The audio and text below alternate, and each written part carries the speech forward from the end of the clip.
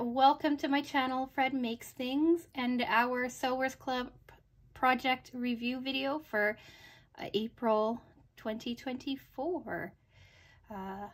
Finally remember to say April and not March here at the end of the month, so yay me. But anyway, if you are new here, this video is to discuss the 2024 project box for Sewers Club, what I made, what it was, and whether or not I liked it, basically. I break this video up into 4 different parts. Part 1 is what came in the box. Part 2 is assembling the project. Part 3 is pros, cons, and user error. And then part 4 is final thoughts and sign off. I do have a little bit of a preamble and whatnot to go through before I start talking about this stuff. So if you've been here for a while or you don't care about the general housekeeping and who Sewers Club is, do feel free to jump around in the timestamps.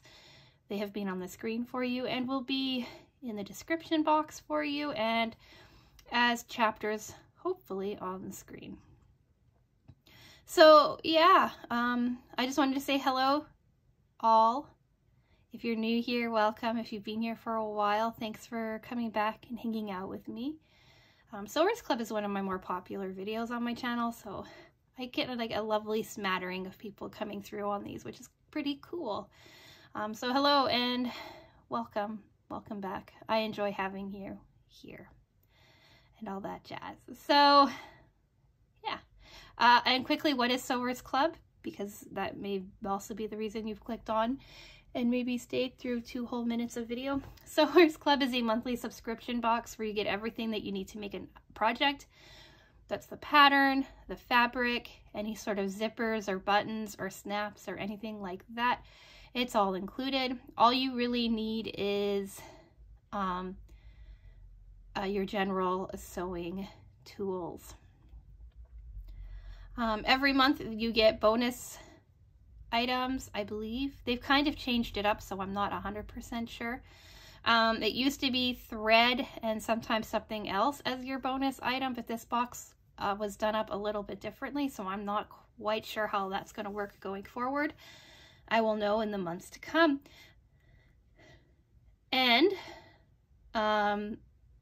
you can also upgrade your box to the premium or Notions add-on box, I believe they call it, or get the Notions add-on. And what that basically is something fun for you. Sometimes it helps you with the completion of your project. It's never necessary for your project, and sometimes it's quite a bit of fun. In this box we got clips, which are already incorporated into my other clips, so I can't show them to you in here. And then they also do a second box or bundle called Stash Builder, where you have a highly customizable option for fat quarters or half yard cuts. Hopefully that video will be out next week if we get the package in time. So if you're interested in either product that Sewers Club offers, they offer a whole bunch of other things on their website as well. I do have affiliate discount codes. Code FRED will save you $12 Canadian on your first project box. And code FRED30 will save you 30% off on your first Stash Builder. The paying structure is a little different for the both of them, so I have 2 different codes to help you out. And with all of that being said, let's jump into this video, because knowing me, it's going to be a long one. So, part 1, what came in the box. So if you want to see me unbox this video and talk about it, up here in the corner will be a link to that. You can also find it at the end of the video. Or if you're interested in seeing any of my previous Sewers Club content, that's all at the end of the video in a playlist as well. If you hear meowing, I said this in Monday's video as well, but I've started letting the basement fosters come upstairs. They needed to be in quarantine. I needed to check their temperaments, their personality types, things like that, before introducing them to the other cats in the house. And now Miles believes he's an upstairs cat. So when he hears motion or movement, he immediately goes to the basement door and starts banging to be let out. So I don't know if you're going to hear that. I hear it. It's kind of distracting. But if you do hear that, that is most likely Miles. It could also be Susie, or it could be Star. All the cats tend to be chatty at me today. Anyway, back to this. So I put everything that came in the box back into the box as I work through the project, and that helps me be able to come back, open it up, and talk to you about all of it.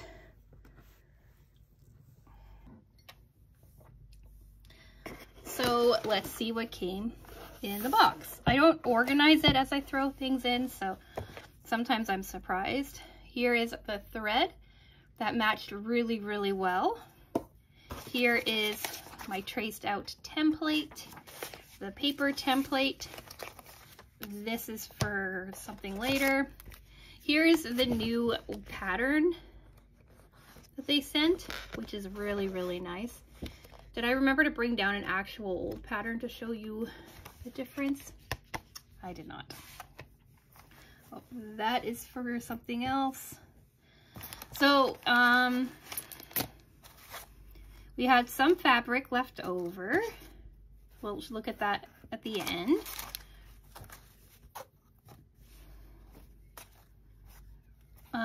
We had some interfacing left over as well.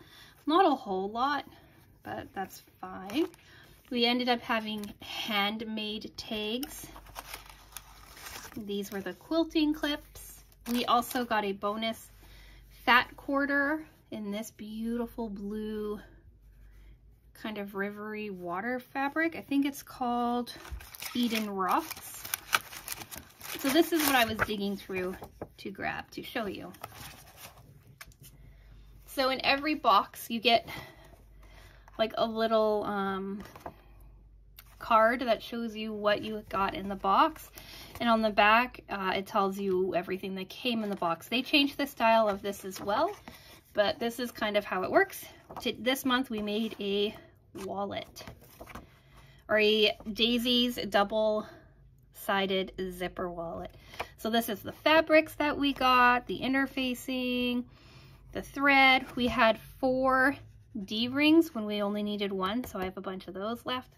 A zipper with 2 pulls, handmade tags, and your bonus item. And then here you see the Notion add-on. So these are the quilting clips, Wonder Clips. These are really great. I really like these. So like I said, those are already upstairs. I have 3 D-rings left, and these are a nice heavy-duty ring. I think it said 3/4 inch. Yeah, 3/4 inch D-rings. We have 2 handmade tags. One is already on the project. Here's our interfacing.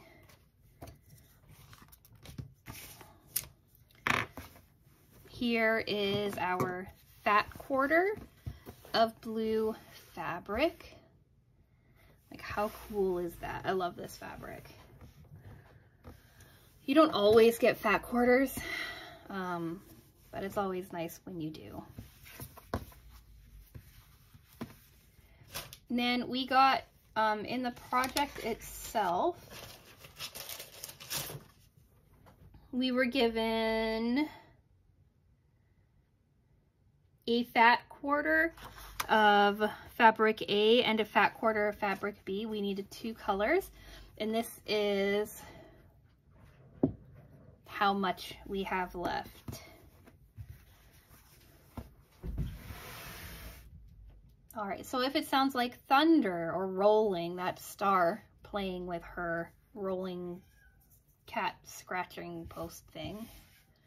And then you might hear Susie going and telling Star to cut it out. I chose a really bad time to film this, it sounds like.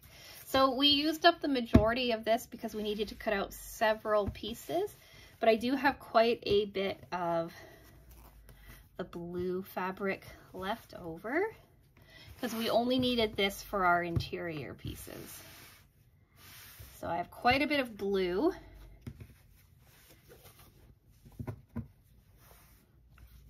this strip of coordinating blue, and then I have like just little tiny strips. Now I should have more of this patterned blue, like I should have an extra 2 inches of it, and we'll talk about why I don't, but that's for a little bit later.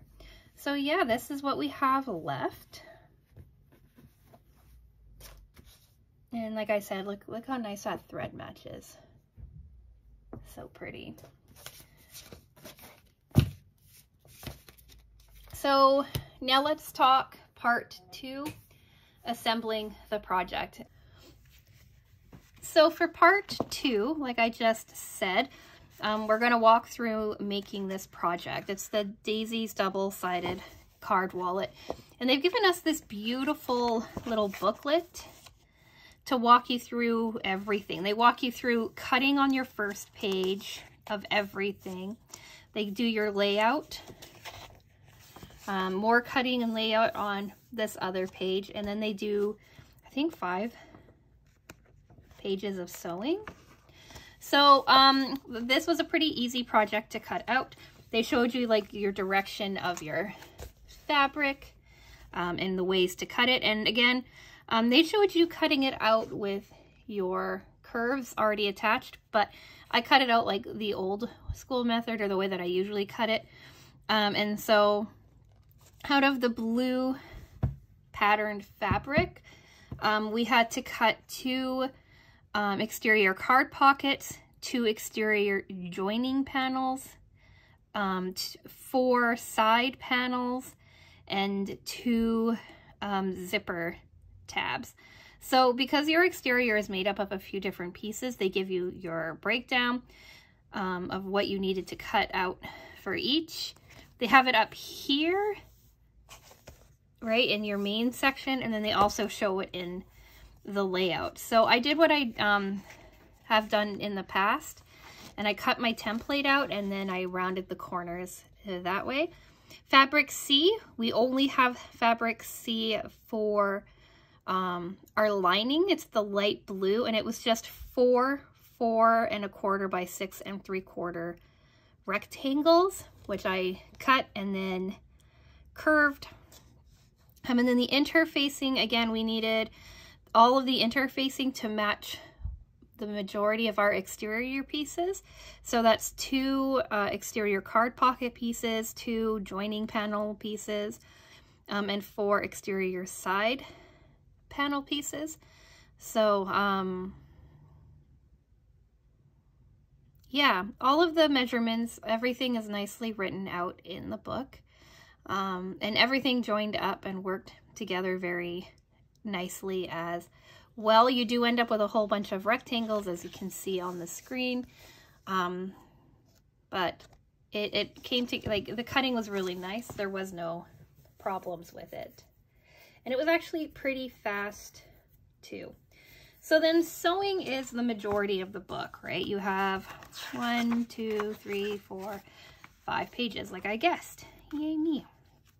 So step 1 is, as almost as always, is fusing our exterior pieces together. Like I said, we had 2 A, B, and C pieces, exterior card pockets, exterior joining, and exterior side panels. So you had to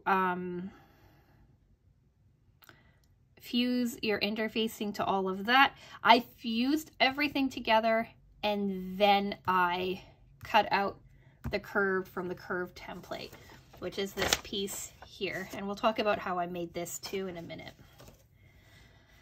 And then they tell you what you're working on. So first we did our exterior card pockets. We took our large skinny rectangles. They were 12 by 4 1/4. And using the template that they provided, this is also new for Sewers Club, and that is giving you like pattern pieces. So this is like your exterior card pocket piece here if you wanted to cut out your pattern. The problem is you probably need to copy this, because on the back as your pattern pieces for your templates. So I just traced out the bigger template and then worked with that. And I used a light box that I was given years and years ago at the beginning of my channel to trace everything out, and that helped immensely. This piece F is an inch shorter than piece B, so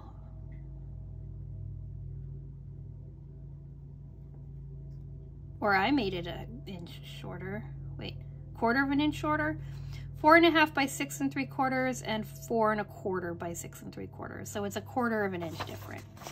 But anyway, so you lined up your lining pieces here. You got pocket B line, fold B, pocket A line, fold A line. So I marked each one of my lines and I pressed it together, and I was using erasable ink. So instead of using the iron with it, I used a little roller tool that I got in a little quilting setup thing that I've been meaning to talk to you about. But anyway, I folded fold A up and joined it to fold B, or to pocket line A, and then I folded fold B up to pocket line B, and it worked out really, really well, right? I pressed everything down with my little roller thing, so rolled everything down, and then I sewed a top stitch on the 2 pockets, and then I took it to the iron and pressed it all down to make it nice and strong, and this is what they ended up looking like. So the exterior card pocking says 7 pieces or 7 steps, but that's how like nicely broken down everything is.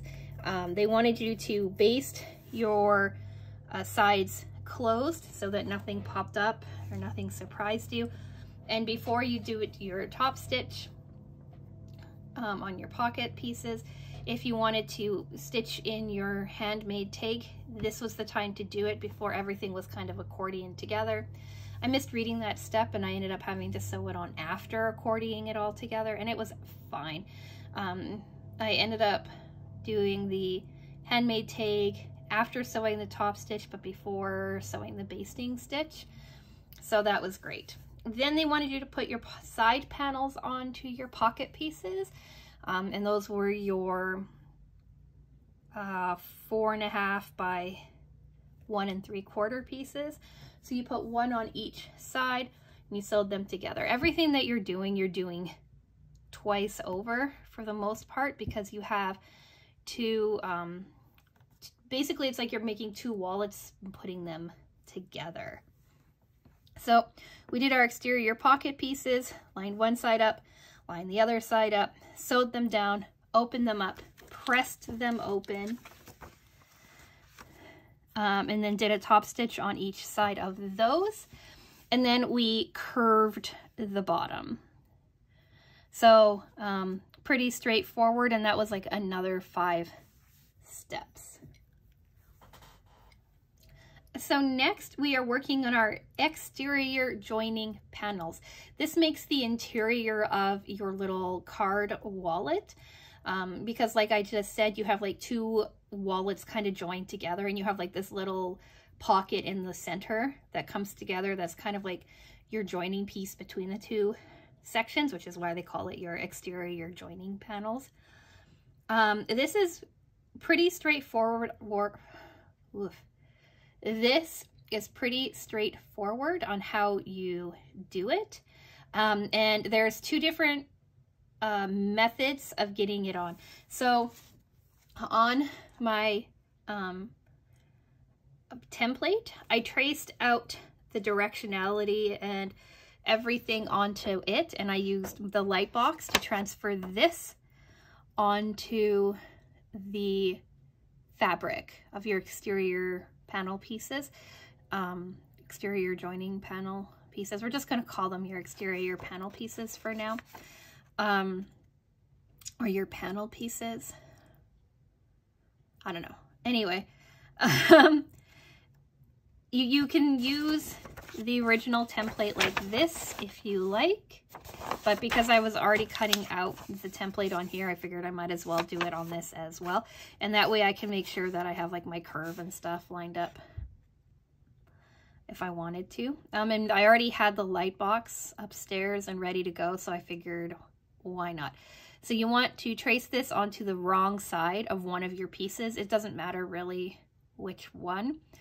And then you want to follow the sewing diagram. It says where to start, right, and how to go up and around and over. They say backstitch in your top 2 corners or your top edges to make sure that everything sits nicely. But if you don't have a light box, you can't really trace out the pattern onto your fabric very easily. They gave you a second option of putting this together, and that is they gave you all of the measurements on how to lay this little interior thing together so that you can use the measurements from the pattern and just measure it out that way. It's not too difficult to follow along, so either way it works, and they give you your sewing diagram on that as well, so you know where to start, how to end, all of that jazz. And basically you're just doing this so that you have 2 different panel pieces touching your 2 different sides. So when you're done tracing it all out, you put your 2 exterior panel pieces together, right sides facing, and you sew this little diagram together. And then I just took a ironed over it, and I got rid of all of my markings. So then we're going to set all of that stuff aside, and we're going to work on our D-ring tab, our zipper tabs, and our zipper installation. The D-ring tab is pretty straightforward. They gave you some faux leather, faux suede to work with. They gave you a 2.5-inch piece, and you ended up having to cut it down to 1 3/4, or it was a 2-inch piece and you cut it down, I don't remember, but you cut it down to 1 3/4 square. And then they had you bring in your 2 exterior pieces into your middle, and they don't recommend ironing this, so they say finger press it, but again, I had that little roller thing, so I rolled it down and it worked really, really well. Then they suggested using double-sided basting tape, which I also happen to have from a previous Notions add-on from a previous box. So I put a little basting tape down on each side of my little middle section to keep both sides down. Did that, rolled it again to make sure everything was nice and tight. And then I sewed top stitches on my 2 side edges so that everything stays put nicely. And then I inserted my D-ring, folded my D-ring, or folded the fabric over in half, and then I had like a little D-ring tab. It's not too much different from having like using just like a regular fabric as your D-ring tab, but it was kind of like a nice addition to this project. And it took a minute for my sewing machine to cooperate with me. I didn't want to change out to a walking foot, which would have helped, but I did eventually get it to go. It took me probably 1 or 2 tries, 3 tries to get my stitches to stitch properly, but with a little trial and error, I did get it to go. I did end up changing my needle though, because my needle really didn't like it, and I should have swapped it out for a heavy-duty needle to begin with, but I didn't. And then our zipper tabs is the same method that we had in last month's project as well. And that was having an encapsulated zipper tab on one side and then doing their method of sewing the zipper down with your teeth on the other side. If you want to know how to do that in depth, and if you want to know how to insert a zipper in depth, their video tutorial for this is really nice. Walks you through it really, really well. I did talk about it in last month's project review as well, and I just don't want to fumble my way through it this time. But it's the same method that Sewers Club always ends up doing. Attach the zipper end to the back side, measure it out properly on your fabric using the dimensions that they suggest. Sew down your zipper teeth on one side and then sew it together on the other side. They do your first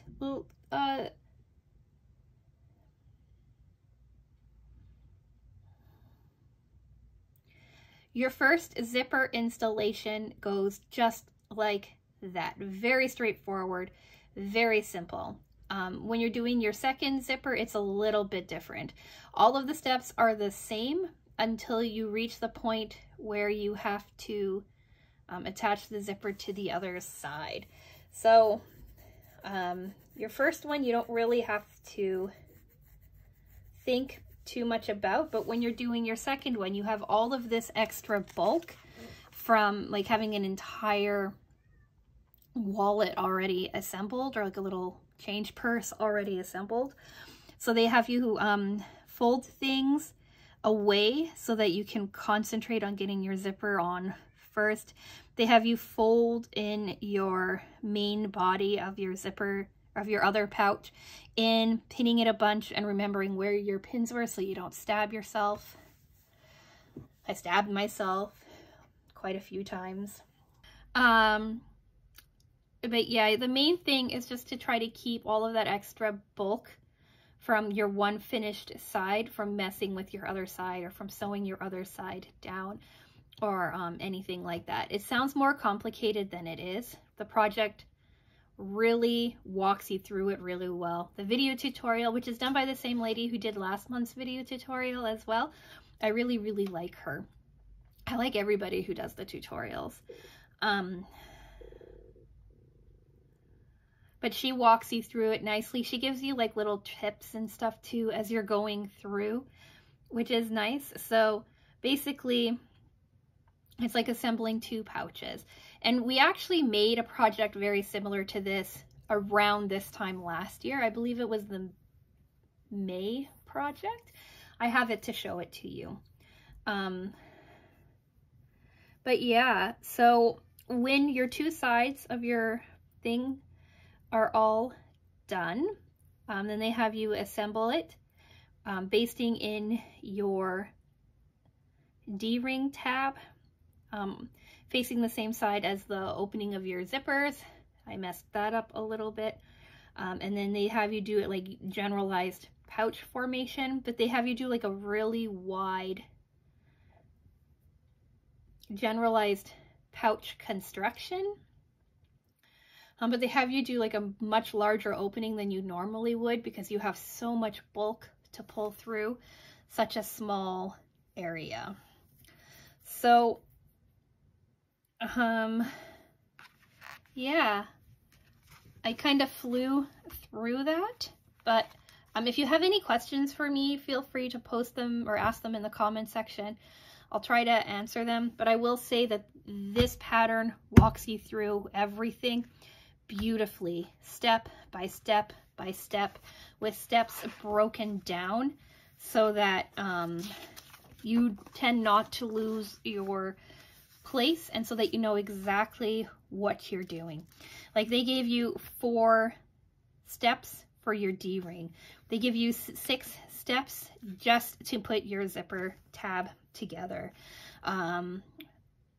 5 steps to assemble your front exterior pieces, and 2 whole pages on assembly basically.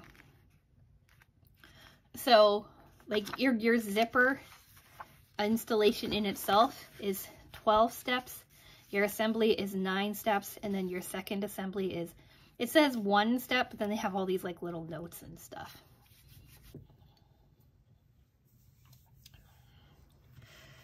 So I really, really like this pattern. I really like this project in general, and I'm sure like half an hour into this video you would like to see the project as well.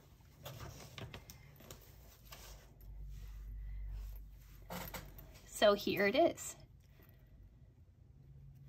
I think it's so cute. So you have 2 zipper pockets on your front, or 2 card pockets on your front.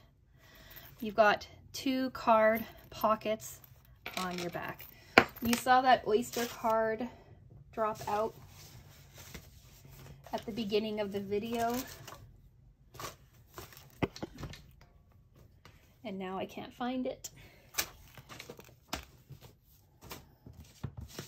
There it is.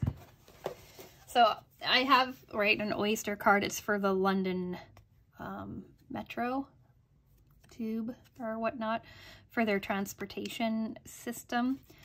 And because it's a standard card size, I like to keep it around so that I can show you how they fit into the pockets. So I brought this card up with me when I was sewing these pockets together to make sure that they fit all of the pockets. So it's nice. You can get a couple of cards in here too if you want.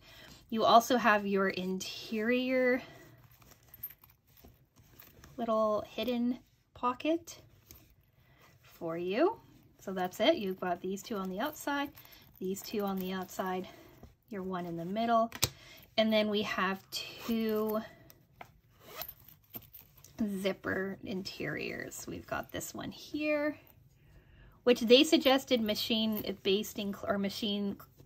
hand stitching closed, but if I can avoid hand stitching things, I will. So 2 interiors that look really nice. I actually liked how they were cut 1/4 of an inch smaller. They make sitting in here really nice.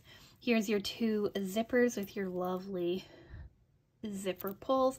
And like you see, you've got your encapsulated zippers on one side, right? These are the tabs. And then on the other side,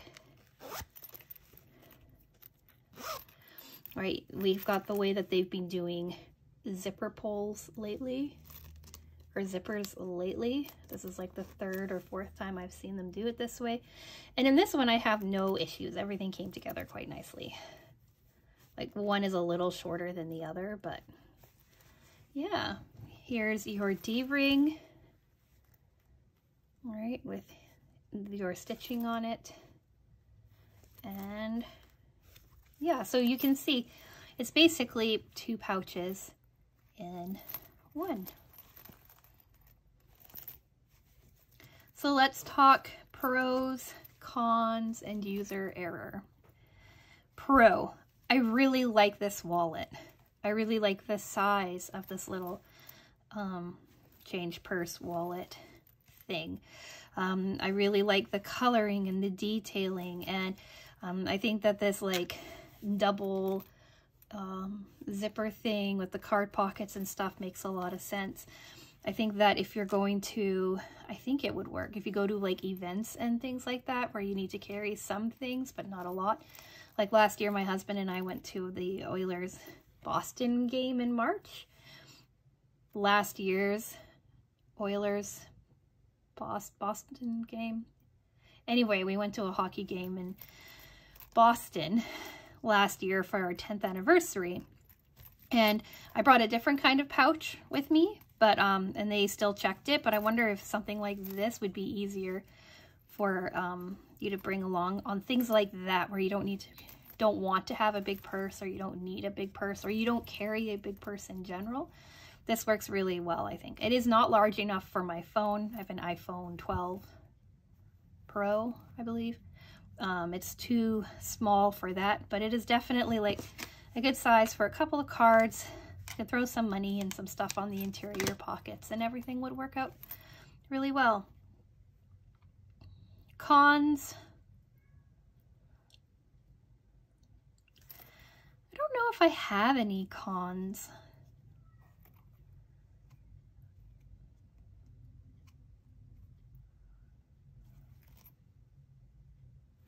I would have wanted the pink one, but I'm okay with this blue color. I think this blue is really pretty, and I actually anticipate using this one, so that's fun.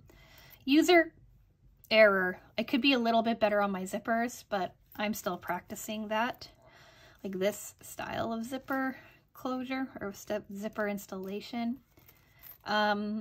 and I sewed my D-ring onto the wrong side. It should be on this side because my zippers are on this side, and you want your weight hanging this way so that you have something closed on the bottom rather than this way where you have a chance of your zippers opening up.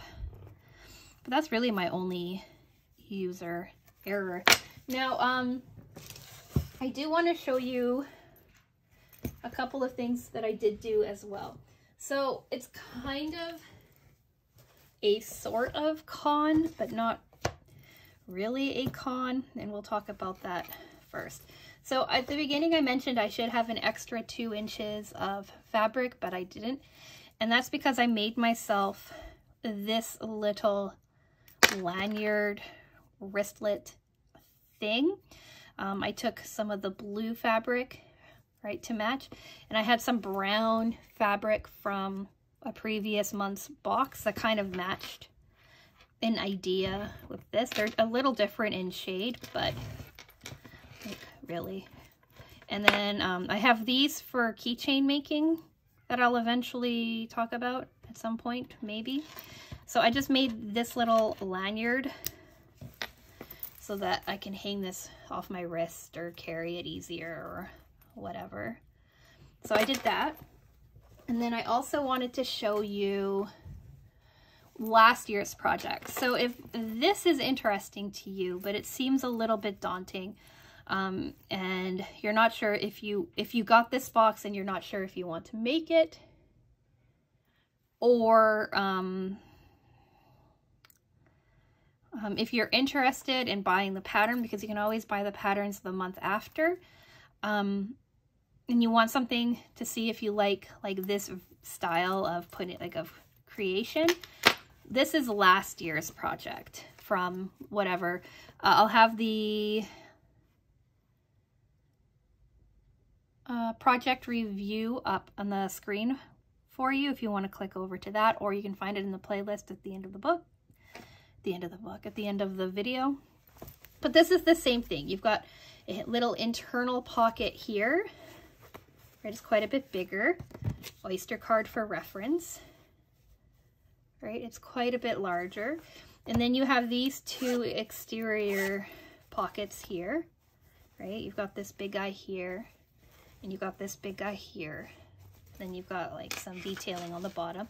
This is where I got this brown scrap from. And then this one here has 2 D-rings and a lanyard to go with it. So this little wallet here feels like the grown-up version of this guy here that they had last year. So if you're uncertain about this one and you want to try to make like this double-sided kind of pouch instead, you can pick up this pattern at Sewers Club as well. I'll list in the description box, actually on the screen and in the description box, how much this pattern costs and how many units are left as of editing this video.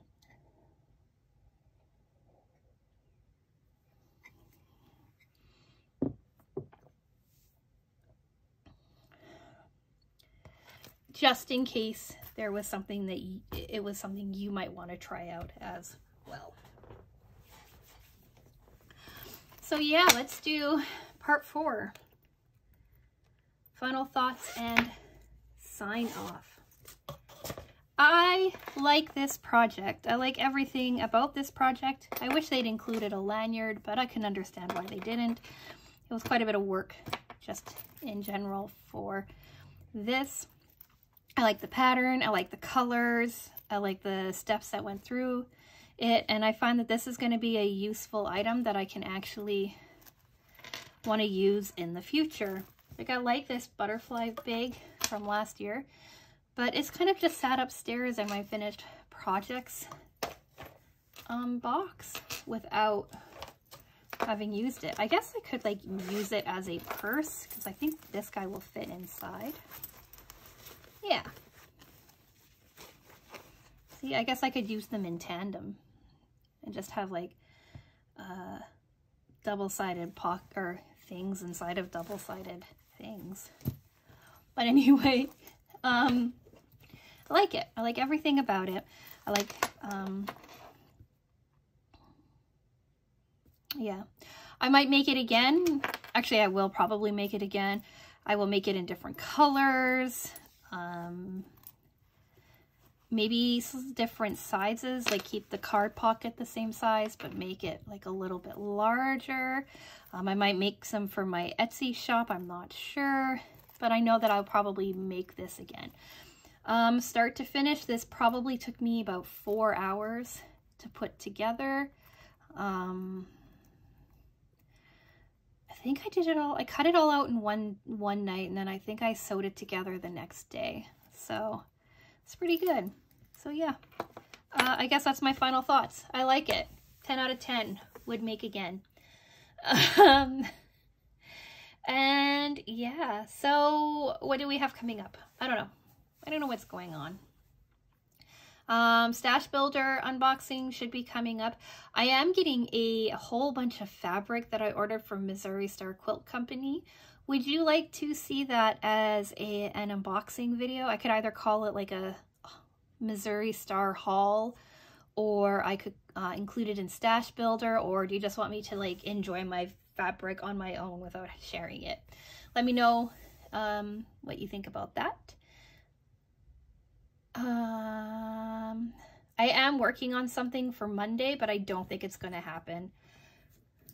It'll happen down the road, but I basically was unboxing a craft kit from Dollar Tree, and I thought that I could just like jump into it and figure it out as I went along, but it turns out I kind of have to teach myself a new skill before I can make the craft kit. And so I started working on that yesterday, but I don't quite have the right supplies to get it down yet, so I ordered some things in. I'm gonna have to go out and buy some other things. So yeah, a little $1.25 craft kit is probably gonna end up costing me like $10–15 before I can talk to you about it. So I'm not sure what next week is going to bring at all. But we do have our Friday long-term project going, trucking along. I'm nearly done painting my Mona Lisa. I only have 2 sections left. So this Friday's part 2, next Friday's part 3, and then on that goes. So at least one thing has gone right for me in that regard. But yeah, if you're interested in any of that, think about subscribing. Like the video if you've made it to the end. If you are okay with me changing my assembly a little bit. I know it's still rambly today. Talking a little fast. I blame the cats. The cats were a distraction. But yeah, let me know. Do you like it kind of like this? Or do you want me to go back to like going step by step by step, breaking it all down for you? And with all of that, I'm going to go. So thank you so much for watching, and I will talk with you again soon.